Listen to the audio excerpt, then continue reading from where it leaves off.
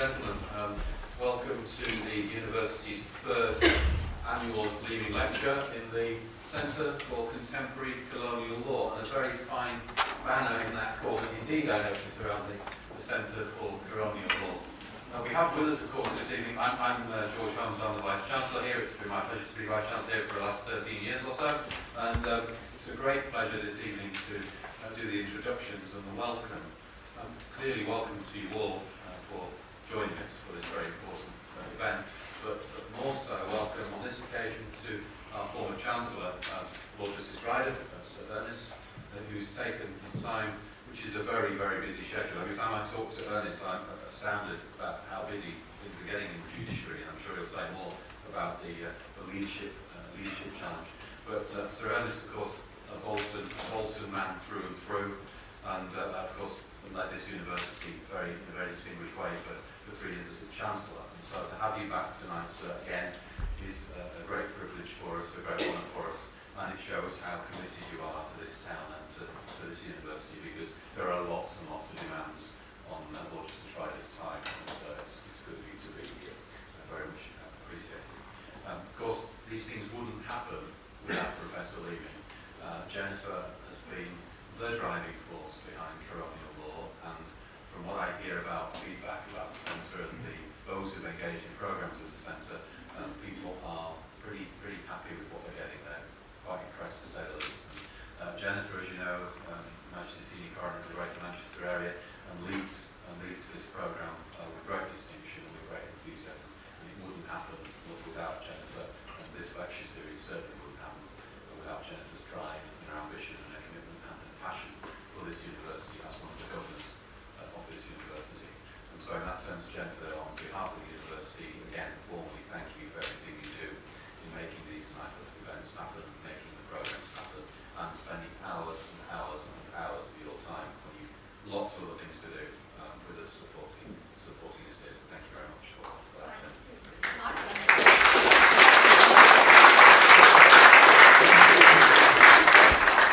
The way we're going to structure the session, of course, is that we're going to ask Lord Justice Ryder to address us, and we're going to ask Jennifer if she will, she's taken up the seat there, to chair the session for question and answers afterwards, and then the University Registrar, Sue Duncan, is going to give the customary sum-up vote of thanks. So that's the running order. Just a couple of things while you're in the university. I never miss an opportunity for a sales pitch, of course. I was standing here on Saturday at the Open Day welcoming probably the largest group of visitors for Open Day that we've had in recent years, looking at a place for next year, because the word's getting out that things are happening here. And indeed, we have an increase in recruitment this year of an additional 15% of first-year home undergraduates, which is remarkable in the UK at the minute, because the decline in modern university admissions probably down between 2 and 4% across the country, patchy in different parts of the country. But to be up 15% on last year, when last year was a decent year, it was a good year last year, it's not so a poor base last year, is a really, really good position to be. And I was able to say to people, and I'll say it again while I've got the opportunity here, that in terms of teaching excellence and the view that students have of us, which is the important view, what do our customers, what do the people who are actually daily in the university think about us, then you're in one of the top 5 universities in Britain for student satisfaction with teaching. One of the top 5 universities in Britain for student satisfaction with teaching. So, no pressure, Sir Ernest. Let's hope that you're a top 5 player. Over to you.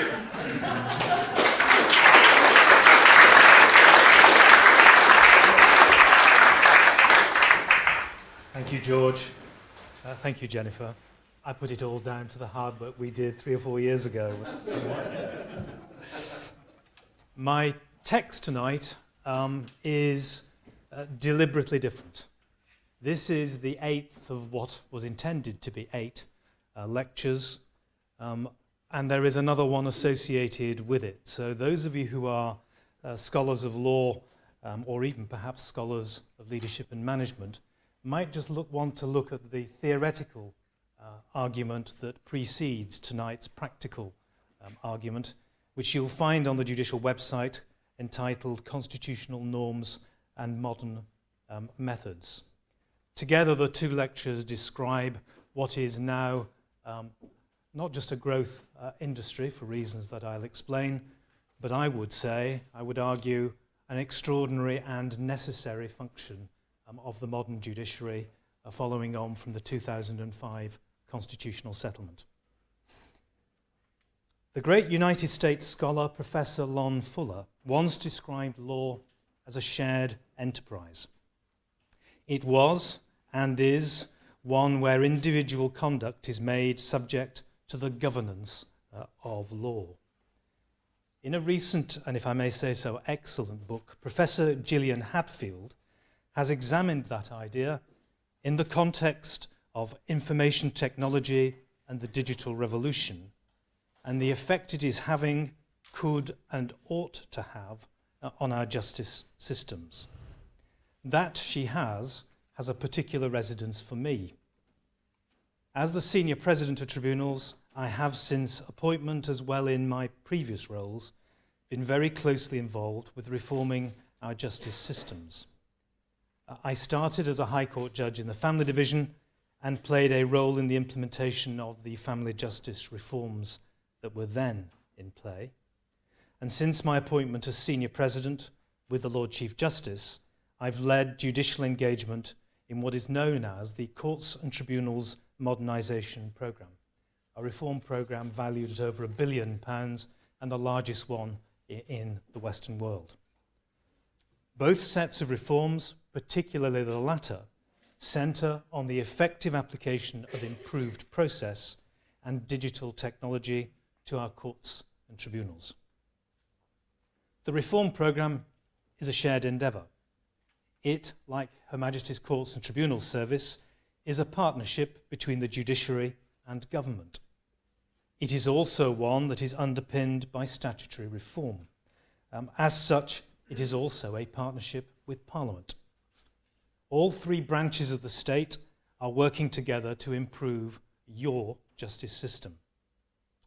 As with any shared endeavour, for it to succeed, there must be effective leadership. If considered unreflectively, the question who should lead a reform programme would ordinarily suggest of one answer: the government. It, after all, holds the purse strings. In this case, that would mean the Lord Chancellor as Secretary of State for Justice and the Ministry of Justice. They would be responsible, as they are generally, for justice policy and for preparing and introducing necessary legislation to Parliament. It might appear that the judiciary would have no leadership role to play. The government leading while seeking judicial views on its proposals might once have been the case. But since 2005, the landscape has changed fundamentally. The reform was foreshadowed by something known as the 2004 Concordat, which is an agreement between Lord Falconer as Lord Chancellor and Lord Wolfe, Chief Justice, that set out their respective roles and how they would change to better reflect the separation of powers. Under that agreement, the Lord Chancellor's role as head of the judiciary, which had been in place since the Judicature Act of 1873, was to be transferred to the Lord Chief Justice. It also delineated the responsibilities that were to fall to both the Lord Chancellor and the Lord Chief Justice under a new constitutional settlement. The fact that most members of the public in England and Wales, or even in the United Kingdom generally, are probably blissfully unaware that there has been a constitutional settlement that is the greatest change in the justice system since the Glorious Revolution of the 17th century, is itself perhaps of some note. Importantly, the content of that document stated that the Lord Chief Justice would become responsible for representing the judiciary's view to Parliament and to the government, putting in place structures to secure the well-being, training and guidance of the judiciary, and putting in place structures for the effective deployment of judges and the allocation of work in the courts. The Concordat is a document of obvious constitutional importance. It reflects an agreement between two branches of the state concerning governance. It formed the basis of what was to become the Constitutional Reform Act 2005, which effected the statutory changes necessary to transform the Lord Chief Justice into the President of all of the courts in England and Wales and into the head of the court's judiciary. It also gave statutory force to the responsibilities I outlined a moment ago. The new constitutional settlement placed these and other duties, over 400 of them, on the shoulders of the Lord Chief. The relationship between courts and the government was not alone in undergoing fundamental reform in the first decade of the century. The tribunals underwent arguably far more wide-reaching reform. Following the Legate Review of 2001, the many and varied tribunals, which began in about 1873 with the Railway Commissioners, were unified into and by the Tribunals, Courts and Enforcement Act 2007, creating a first-tier and upper tribunal, the latter, again, hardly known to anybody unless you practice there, being a superior court of record throughout the United Kingdom with all the powers and duties of the High Court. It also created my office as head of the tribunal's judiciary. As with the Lord Chief, the Senior President is responsible for representing the views of tribunal judges to government and Parliament. So I'm able to demand my seat. I may not do anything more than demand my seat in the House and make a representation to it. I'm able to deliver a petition to Parliament which has to be read on my behalf. The Speaker of the House of Lords can't object. Those are fundamental constitutional privileges. I'm also responsible, like the Chief, for welfare, training, guidance and deployment. And additionally, reflecting the inherent nature of where the tribunals came from, the Senior President is also required to ensure they're accessible, fair, handle disputes quickly and efficiently, for their members to be expert in their fields, and to develop innovative dispute resolution methods. So when my colleagues ask why I can be bothered spending so much of my time in reform and innovation, the answer is I have a statutory duty to do so. Were I not to pursue that statutory duty, I would be breaking the law. The duties of leadership do not stop there.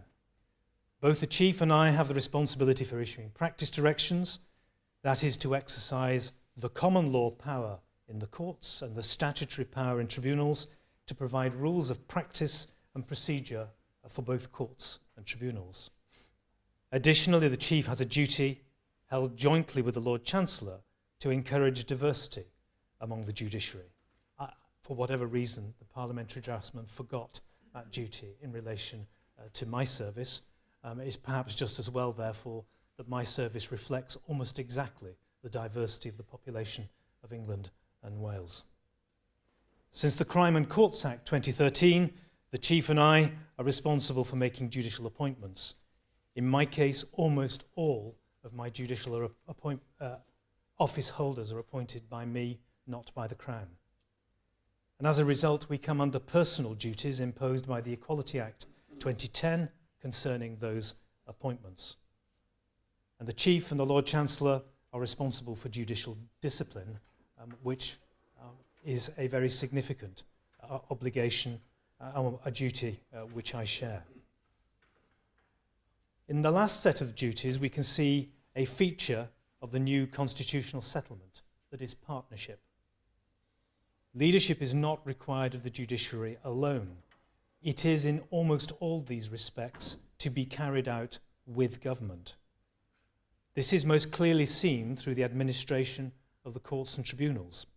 Since 2007, HMCTS, as it's known, has operated as a formal partnership between the Lord Chancellor, the Lord Chief, and myself. In strict constitutional theory, HMCTS is an aspect of the executive.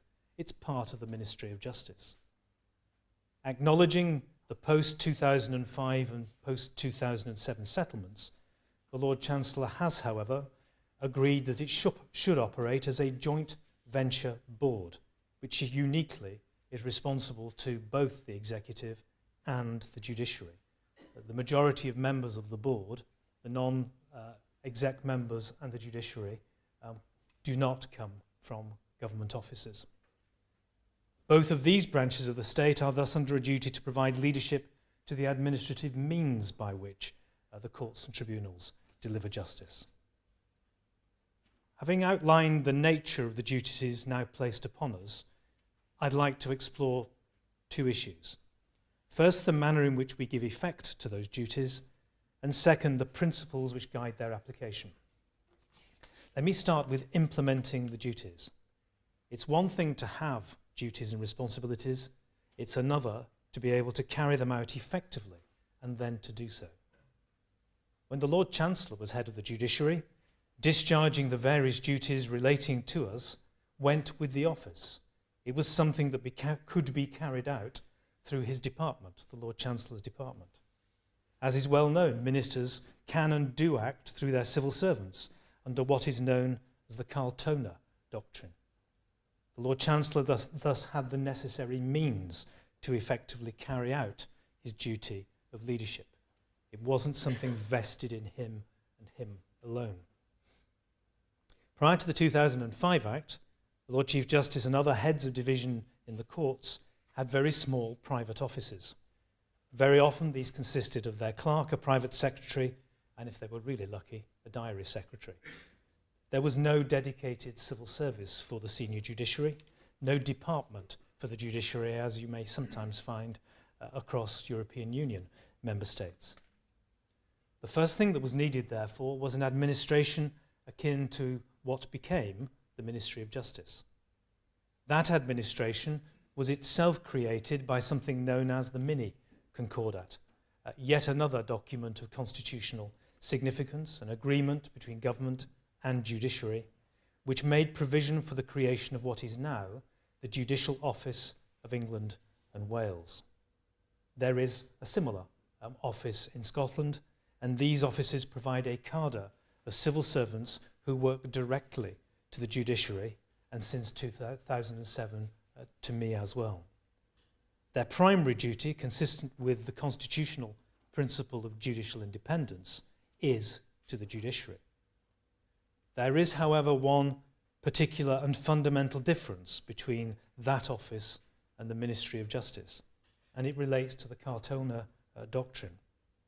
Whilst the matter has not been before a court for determination, and my comments here cannot, of course, be taken to express a view about a case not yet decided, it's believed that the doctrine does not apply to my civil servants in the Judicial Office. And there are two difficulties. The first is applying Carltona to civil servants working for and to the judiciary rather than those who work for ministers in central government. And that is because a distinction can be drawn between members of the executive, civil servants who carry out acts for the executive, ministers and members of the executive carrying out acts, albeit executive acts, for judges who are not members of the executive. So the whole principle is determined by a line of concept that simply doesn't apply to the judiciary. On the other hand, it could be said that as the powers transferred to the judiciary by the 2005 Act are executive ones, then why shouldn't Carltona apply just as much as it did when the Lord Chancellor exercised those powers? The second difficulty, and one which also points away from reliance on the doctrine, is the fact that the 2005 Act introduced a baroque scheme of express delegation for various functions. A similar, albeit wider, delegation power exists for the Senior President under the 2007 Act. The provision of such an express power would point away from the application of such a doctrine.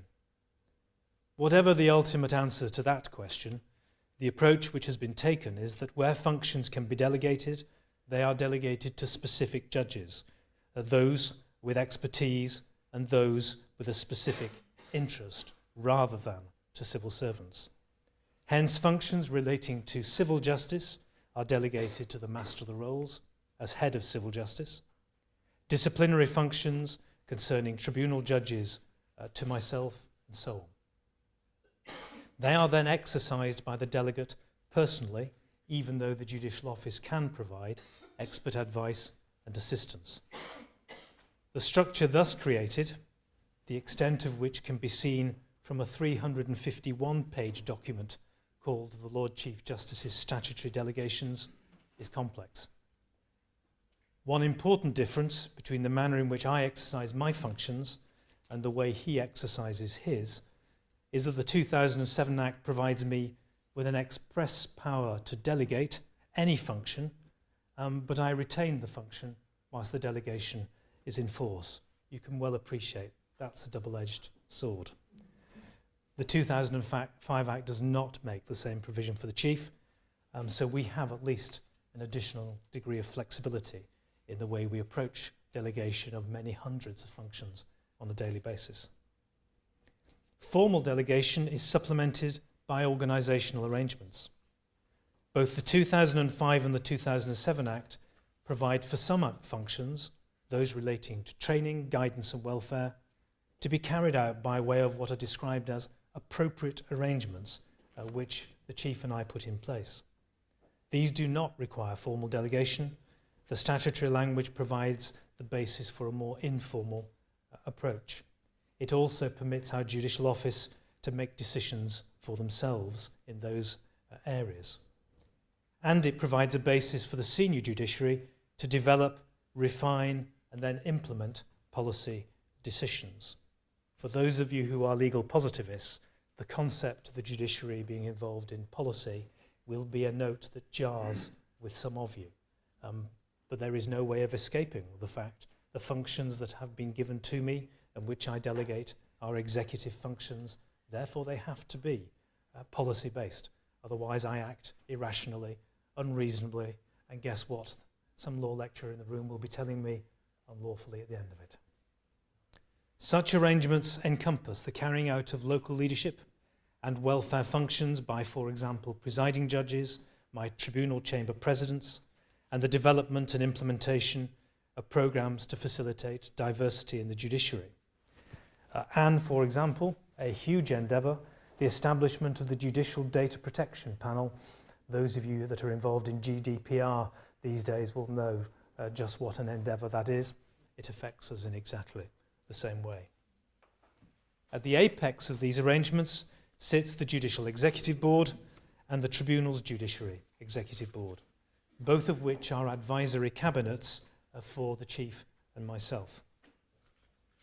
So at that stage, let me just summarise how we've given effect to the leadership duties we've been given. The Judicial Office provides executive, management, human resources, policy and legal support for the senior judiciary to help them carry out their duties effectively. The various duties and leadership functions are carried out by a wide range of members of the judiciary, either under express delegation or through arrangements that we've put in place.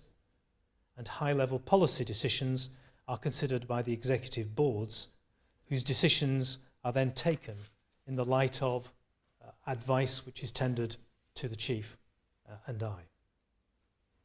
It should be apparent that the wide variety of leadership functions impose very significant time and management pressures on the senior judiciary, many of whom already have very significant other administrative responsibilities.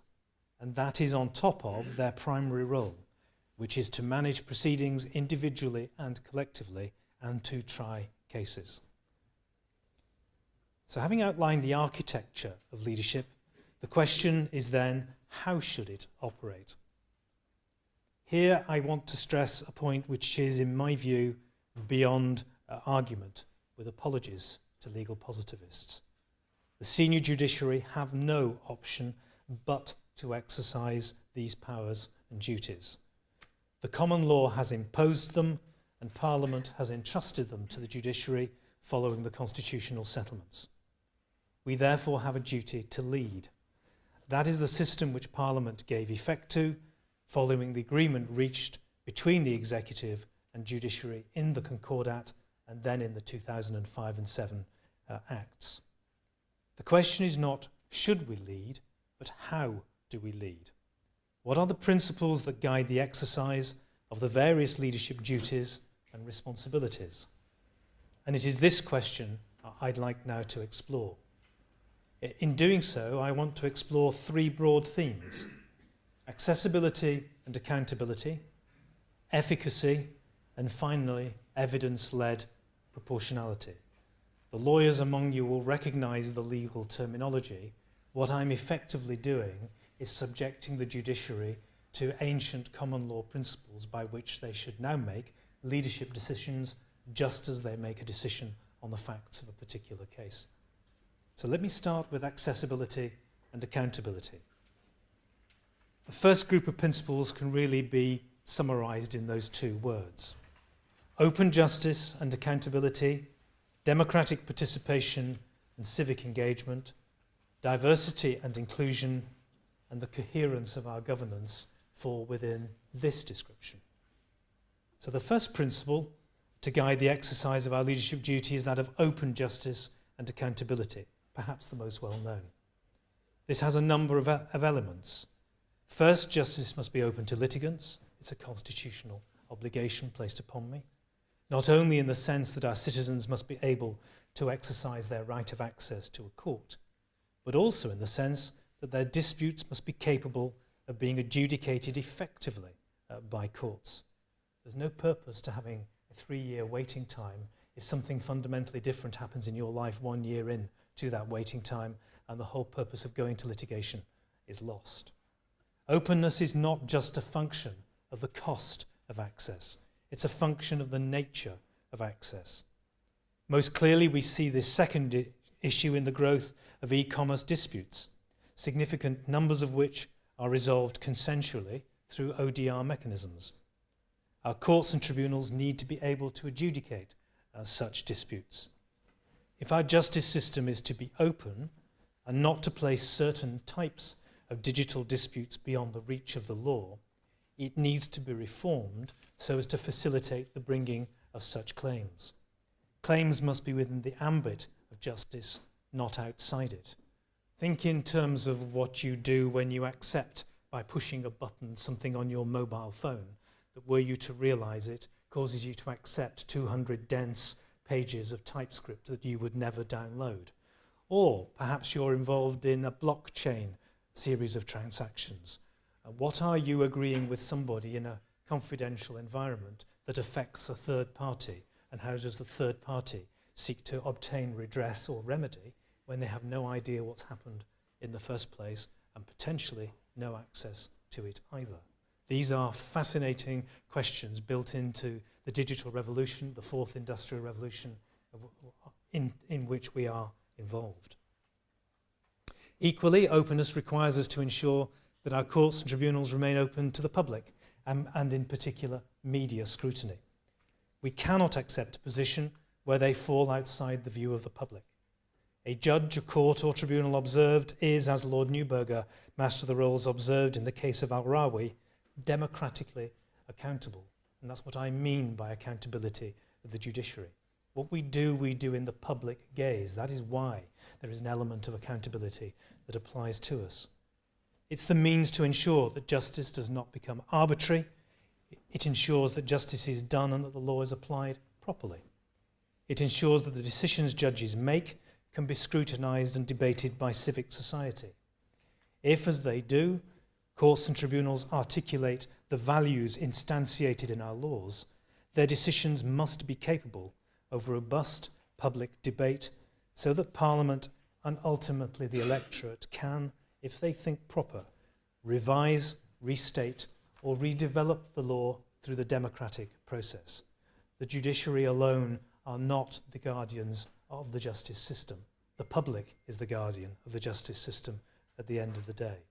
And so open justice and democratic accountability go hand in hand. Democratic accountability is itself linked to the next principle, democratic participation and civic engagement. That's something our judges in Bolton and Greater Manchester do quite well, if I may say so.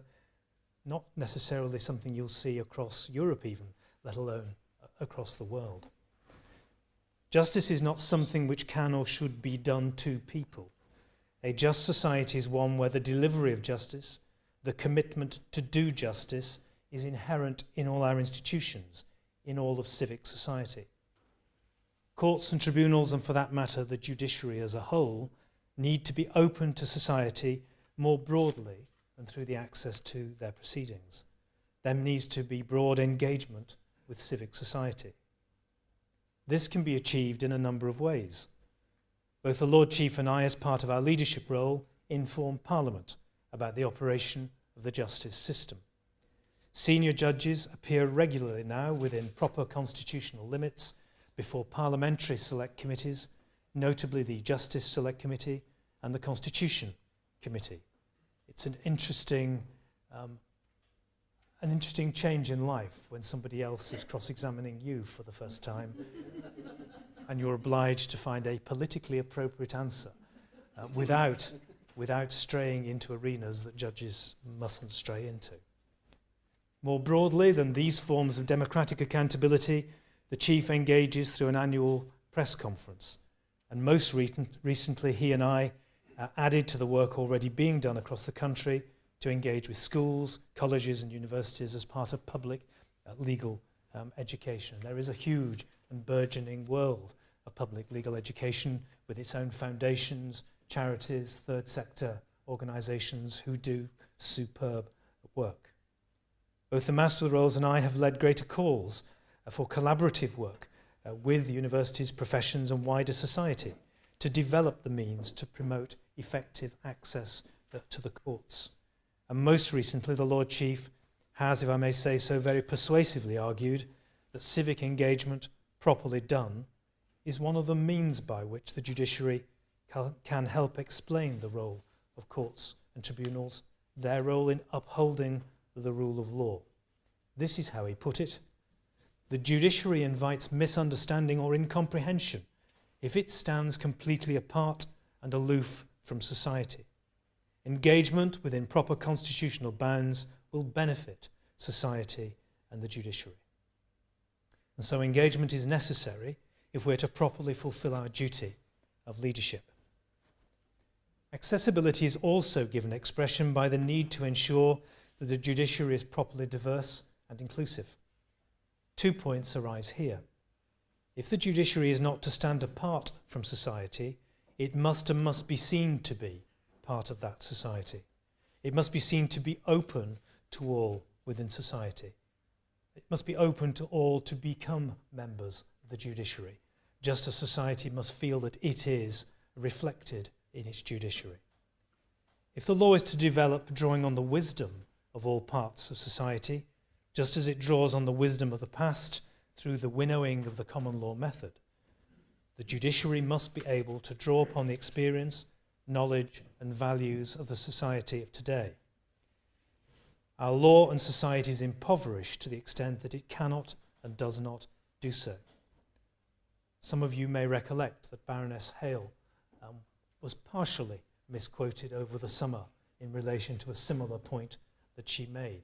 She wasn't saying that the decision of the Supreme Court, which for the first time can have constitutions with 3 women in it, out of 5 and therefore in a majority on a 5-member constitution, she wasn't saying that the decisions would change.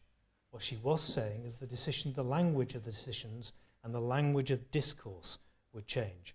You only have to put 2 or 3 of you together instead of talking to yourself to realise how the language of discourse changes when you have the benefit of somebody else to talk with. That's what she was talking about. And the language that comes out at the end in judgment and reasons is important. It's the only language that the public hear. Moving on, appointment on merit is of course a sine qua non, but equally, appointment must be from a diverse pool of merit drawn from across society. We must do all we can to ensure that it is and cannot be other than the case. Securing a properly diverse judiciary is not simply a public good in terms of the judiciary itself. It's a public good in another and perhaps more important way. Successful societies are ones which, in addition to the rule of law, have stable governance, free and fair elections, and among other things, are societies which are open and inclusive. They are ones where everyone has and sees that they have a proper stake in that society. So securing a diverse and inclusive judiciary is one of the means by which our society can ensure that this aspect of the health of the nation is continually built upon in the future. The final principle under this theme turns inward. It's the need for there to be a coherent, modern and effective governance structure for the judiciary. This is a theme which Lord Thomas, Chief Justice, considered in detail. He was the last Lord Chief Justice recently retired. It's one on which I've argued that we need to look to how we organise the structure of judicial management of the courts and tribunals.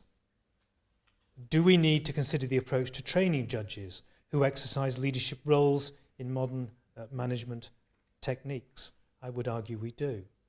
Do we need a management structure which reflects the nature and size of the judiciary today? Perhaps even more so. I have over 5,500 judicial office holders spread from the tip of Scotland to the very base of England and across into Northern Ireland. I can't conceivably know them all. I might have appointed most of them, but I still don't know them all, and I have to lead them all. So that requires structure, it requires organisation, it requires ethical principles, it requires a common collegiate understanding among all of us. What might we learn from other jurisdictions, both common law and civilian, in terms of how they structure their internal management? I pose those questions. The duty of leadership requires us to consider possible answers and to take what appropriate steps we can to put them in place. Moving then to efficacy, the second group of principles which can be grouped together under that term, and they are specialism and expertise, localism and innovation. First, specialism. Historically, there's always been a tension between specialism and uniformity in our approach to justice. Prior to the 19th century reforms, there were numerous courts with specialist procedures, differing jurisdictions, and indeed judiciaries. It was a form of specialism which benefited few. It was specialism as a barrier to effective access to justice. Those of you who were students of the history of the law only need to go back before 1870 to see the chaos that was the daily life of the justice sector in those days. Since then, the courts have moved towards uniform processes, a movement which culminated in the merger of the rules of the Supreme Court and the County Court rules in 1999 as the Civil Procedure Rules, or CPR. To a certain extent, the division between specialism and uniformity is a false one. Both are needed. Both have their place. The one-size-fits-all approach of the CPR was in reality never that. There were common processes at a general level, for example, for issue and service of claims. And then there were specialist procedures for specific types of claims, whether they were small claims or commercial disputes. A common set of high-level rules governs the approach of the tribunals. We have 8 sets of rules, almost identical and almost in plain language for the first time ever. And the original HMCTS reform concept, and I would say it was the right one, was to develop a common set of high-level procedures for civil, family and tribunal proceedings. And those high-level rules could then be properly complemented, if necessary, by specialist rules for specialist processes. But specialism doesn't end with procedure. Its focus should also be on decision-making, or rather the decision-maker. The original idea behind the tribunals was to draw on specialist knowledge. Hence, many of them were mixed tribunals, panels of experts, drawing on legal and expert practical knowledge. And that remains the case today. We can go further now and should go further still. Since the reform of the tribunals in 2007 and the increase in the ability to deploy judges across courts and tribunals since 2013, when the Crime and Courts Act was commenced, our ability to ensure that we can develop greater judicial expertise has increased. Equally, we're better able to deploy specialist judges to deal with all manner of cases that fall within their field of expertise. We're able, for instance, to develop and utilise specialist expertise in administrative law across both the upper tribunal and the administrative court. We're developing what is becoming known as double hatting, where a specialist judge sits to hear proceedings simultaneously in both courts and tribunals where cases engage their overlapping jurisdictions. That means that the litigant doesn't have to go to two bodies to get a solution to their problem with two potential sets of delay and sometimes even two sets of costs. Well-developed judicial specialism, properly deployed, cannot but be necessary for the future development of our justice system. If we're to secure better access to proportionate dispute resolution through expert decision-making, this is a principle that must inform how we exercise leadership of the judiciary. But specialism is not sufficient. It must equally go hand in hand with localism. And this is something which, save for a brief period of political expediency a while ago, has almost fallen from public view. But local justice has been a feature of our justice system since its very earliest development. Its link to democratic participation is patent. Justice must be something you can experience within your immediate community, town, or city. It cannot be remote, cloistered only in London or other large cities across the country. If it were or were to become remote, it would cease to be something we share as a society. Localism thus has an intrinsic link back to civic engagement. It is also and fundamentally an issue of accessibility. Local justice is accessible justice. That's why throughout Great Britain, the first-tier tribunal sits at local hearing centres. The upper tribunal sits with the Employment Appeals Tribunal in each national geographic centre. The upper tribunal in its immigration and asylum jurisdiction sits across the United Kingdom in regional centres, and my lands and tax and chancery chambers sit wherever the cases require them to sit, often because they're going on a site visit, and so they'll choose a hotel, a community resource, or even the building in dispute to go and have the hearing in. On the court side, the business and property courts have regional centres throughout England and Wales. Administrative justice is as much a matter for hearing in Manchester and Birmingham as it is in London. As Lord Thomas said, no case is too big to be heard outside London. Modernisation must ensure that local justice in these forms is maintained. Indeed, I would go further. It must enhance it. This can be achieved in a number of ways. First, by the active leadership of judges in advisory councils, such as the Civil and Family Justice Council or the recently established Administrative Justice Council. Secondly, through ensuring that modernisation reforms, which utilise technology, enable greater local accessibility of the justice system. Technology should, for instance, be considered as a means of bringing justice to local town halls and other civic spaces. Third, by facilitating greater cross-jurisdictional use of local and regional hearing centres. Fourth, by developing greater use of continuous and asynchronous hearings, which enable court and tribunal users to access live hearings in a manner which best suits their lives, which best facilitates their active participation. By way of example, we are piloting digital evidence sharing with the DWP on what's described as an asynchronous conversation, so that we can conduct some live hearings, this is in particular in benefits appeals, without the need for a disabled user to face the difficult journey to a hearing room, which they may find threatening. They'll certainly find it uncomfortable. So local justice need not stop at the town square. It is also one of the few ways in which I can provide access to justice by an asylum seeker who's out of country. If they're out of country, how do I get them into my hearing room? By creating a virtual court environment which we now have the technology to be able to do. So that takes me to the fourth principle under the theme, innovation. That's where I started. That was Gillian Hadfield's theme. And it's underpinned the very valuable work some of you will have read about by Professor Richard Susskind on courts and tribunal reform. It focuses on the question of what should we be doing to reshape justice and its delivery in ways that can properly engage today's society. It asks us to focus modernisation on what society needs, given our data-driven, technology-based lives.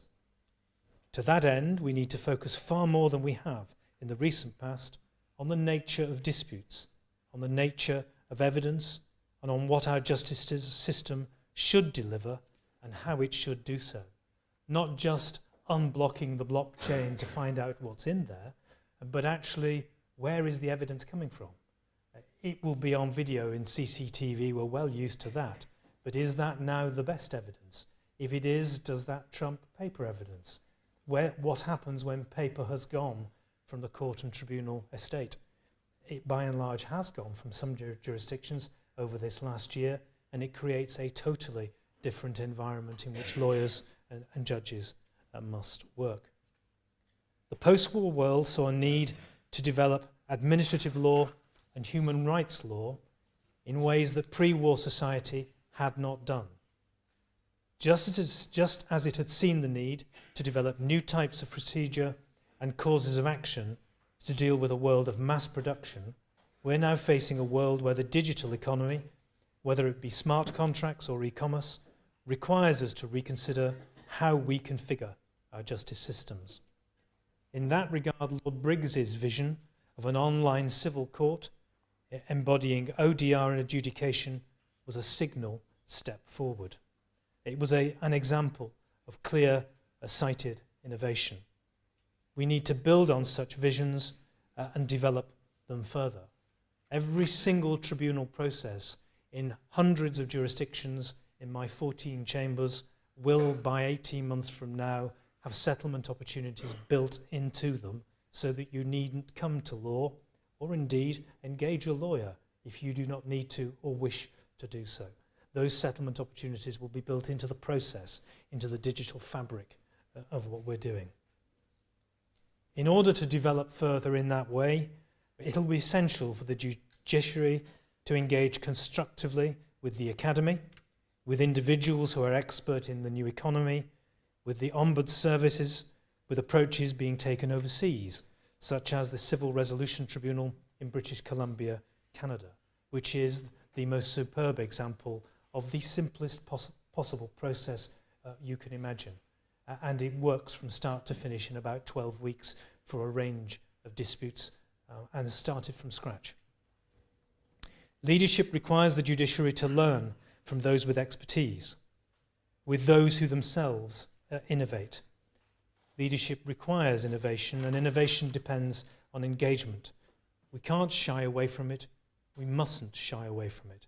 And after innovation and engagement, there is the additional task of effective implementation. So finally, I want to turn to that. In the lawyer speak, that is evidence-led proportionality. In 1995, Lord Woolf, in his interim Access to Justice report, noted that civil procedure and its cost should, quote, be proportionate to the nature of the issues involved, unquote. This was not, as some might believe and still do believe, the first time that proportionality was raised as a guiding principle in the delivery of justice in England and Wales. It was neither Lord Woolf's invention, with apologies to him, nor is it some form of abhorrent and deviant instruction from somewhere out in Europe. It has always been part of the fabric of the common law. It was inherent, for example, in the dual development of county courts with their simple forms of process and the High Court with its more detailed forms of process where each could deal with the same cause of action. It was inherent in the development of the tribunals and their procedures and the fact that they were intended and designed to be accessed by litigants rather than primarily by lawyers. Since the late 1990s, proportionality has moved from being one principle, that has guided the operation of our justice system to centre stage. No leadership judge can avoid it. Just as it underpins modern case management, it underpins increasingly flexible deployment of the judiciary across the estate and the development of innovative approaches to dual sittings of our courts and tribunals where they have overlapping jurisdiction. It must also inform our approach to leadership, and it does not do so in an esoteric way. It is a practical principle, as can readily be seen by the broad use of statutory delegation powers by the Chief and myself. If it is to guide our approach to leading the modernisation of the justice system, how ought it to do so? I'm going to put forward a four-stage approach which should be taken based in high authority and so that you can see the tracking of the principle through into the device. First, when considering reform or reforms, we should ask ourselves if the policy objective we are pursuing furthers the achievement of accessible, accountable, open justice. Those of you who are lawyers will realise that I'm paraphrasing the decision of the House of Lords in Huang and the Secretary of State for the Home Department, as is quoted also in Quiller and the Secretary of State for the Home Department.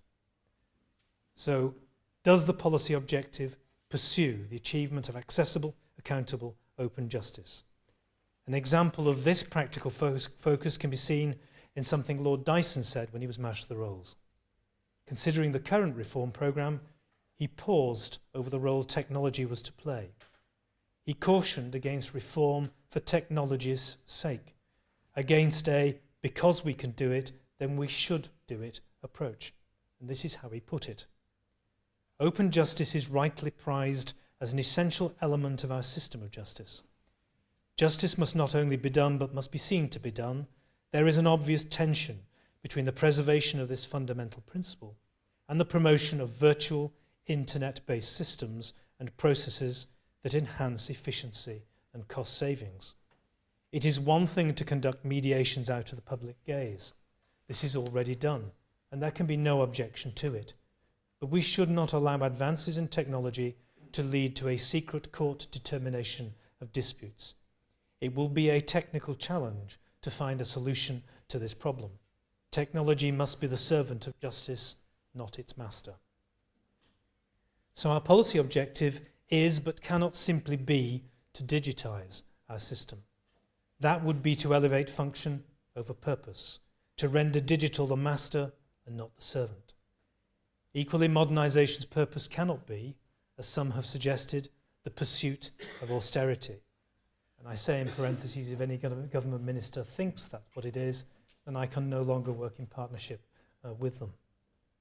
A more efficient, technology-infused system may be more economical for the state, but economy cannot be our overriding aim if the price we are to pay is a reduction in open, accessible, accountable justice. If we're to lead reform, then we must be clear about our policy objective and the boundaries in places around the use of technology and the pursuit of economy. So in pursuing the policy objective of digitisation, we do so because and only to the extent that it furthers open, accessible justice. If it were understood not to do so, we would be duty-bound to reject it. The second question is then, are the proposed means to implement the policy objective rationally connected to it? We're pursuing digital processing to make filing and managing claims more accessible. That process is to be simpler, more user-friendly for litigants in person than our established ways of working. We're pursuing video hearings on the basis they make it easier and less daunting for some litigants to access the system. We pursue this aim because and to the extent that it is able to increase public participation in the justice system by making it more easily accessible. But note, no one suggests, and no reasonable person has ever suggested, that a criminal trial in front of a jury or any part of it would be dealt with in that way. The third and fourth questions follow. Are the measures to be taken no more than necessary to achieve the policy objective? And do they strike a fair balance between the rights of the individual and the interests of the community. Both are inherent in Lord Dyson's warning. We must ensure that we do not go too far, and this requires careful planning and the exploration of options for modernisation. It requires a critical assessment of the consequences of intended reform. Nobody could properly support, for instance, a use of technology which crucially undermined public participation in justice while promoting individual participation. Nobody could properly support measures aimed at increasing efficiency or promoting economy if in doing so they undermined the rights of individuals to be able to access the justice system effectively, or of the public interest in securing the rule of law. Proper planning and effective implementation of well-planned reforms is not sufficient, however, to satisfy the third and fourth questions. And let me just depart for a moment from the text to emphasise what we've just said. Unless it's not already clear, that means judges must become strategists. They must have plans. They must have policies which they are strategizing and planning, otherwise they will achieve nothing. But first and foremost, they are judges. They're not planners. They're not project managers. They're not accountants. They bring to this process the role of the judge, the judicial function. And the third and fourth questions are therefore just as important. Ongoing scrutiny of implementation is necessary.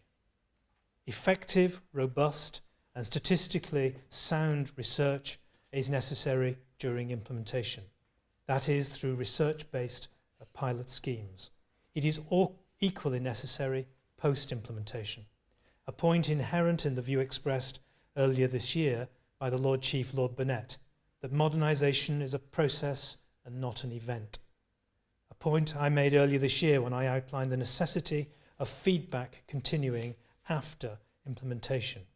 Feedback which will enable us to consider how the reforms work, whether they're achieving their aims. And if they are not, where and why they're not, to enable remedial action to be taken in real time rather than once every 10 or 20 years, which has been the historic pattern of reform of the justice system. So in approaching our future approach to judicial leadership of the system, that should be to develop and implement reform policies. And we cannot but adopt those four guiding principles I've described to help us. They must be our rule of reason, and they must be evidence-led and subject to ongoing evidence-based scrutiny. I've said before that we're living through an age of transformations. The delivery of justice is not and cannot be exempt from change. It too must evolve in the light of new technology, so as to better secure effective access to justice for all. It must not do so in an unplanned, uncritical way. It must not do so unreflectively. When reforms have been carried out effectively in the past, they've been the product of critical consideration. They've been evidence-based, and here the best examples of this, and it reaches back in time, I'm afraid, is the evidence-gathering exercises that were carried out by 19th century court reformers. Where those reforms succeeded, it was because there was a clarity of purpose, a strong evidence base identifying the source of the problems to be overcome, and the considered conclusions concerning how they were to be rectified. It was an era of guided transformation, guided by judicial leadership, which is itself guided by proportionality. If we're to harness the full potential of the IT revolution to improve the accessibility and accountability of our justice systems, to improve democratic participation in the shared enterprise that is the governance of the law, to innovate where innovation improves the delivery of justice, then the judiciary cannot shirk its duty of leadership, nor can it approach it in anything other than a coherent, considered manner, one which draws on evidence, which weighs it properly, and which continues to draw on it to monitor implementation. So then, let me then summarise the 10 principles which are the principles of leadership which we are now teaching at the Judicial College and the Judicial Institute in Scotland, and which are the basis for what our next generation of judicial leaders will do. Open justice, accountability, accessible justice, democratic participation and civic engagement, diversity and inclusivity, specialism and expertise, localism, proportionality including speed and efficiency, innovation that is evidence-based and tested, and coherent governance. If we apply these principles, lead consistently with them, we will, I'm sure, help to deliver a justice system fit for the 21st century, a justice system that's fit for the just governance of law for all of our citizens. Thank you very much indeed.